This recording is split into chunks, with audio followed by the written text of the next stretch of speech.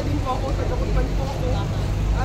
I am one of the beneficiary of the 10 years passport po na nagamit po nang pumunta ako sa ibang bansa. And now, nakabalik ako dito sa Pilipinas. Wala pa akong intention na ulo na just here to support him and to tell him na nandito lang po kami ng mga Pilipino, lalo na yung mga Bisaya na nasa Mindanao.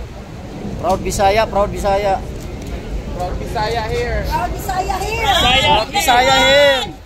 Solid Duterte. Kagayan Ma'am, yung pwede po bang mabata? Proud Bisaya here. Maramag Bukidnon. Ayan, sinong taga Bohol dyan? Bohol. We stand with you, Tatay Digong. We love you, Tay. Thank you sa ginawa mo sa bansa natin. Hindi ka na mo malilimutan, Tay. Hantud kamatayan. To all PMP and AAP, never forget the person who stood up for you and brought back to your dignity. To BBM, history will repeat itself. You will be ousted by people power one of these days. People People power!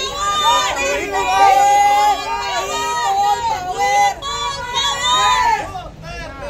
Duterte! Duterte! Duterte! Duterte! Duterte! Duterte! Duterte! People power na! Duterte! Galit ng mga tao. Salita na kayo!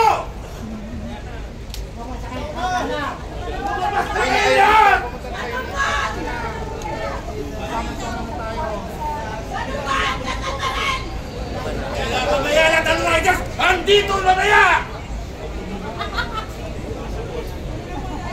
Thank you. Mga kababayan kong Bisaya, Ikan Mindanao, taga Butuan. Yan, kay Ma'am. Mindanao, nagkan kayo. Kaya naging mahal kay Tatay Digong sa ako doon. Yan si Ma'am. Sinulat lang yung anong isigan niya. Ang dami.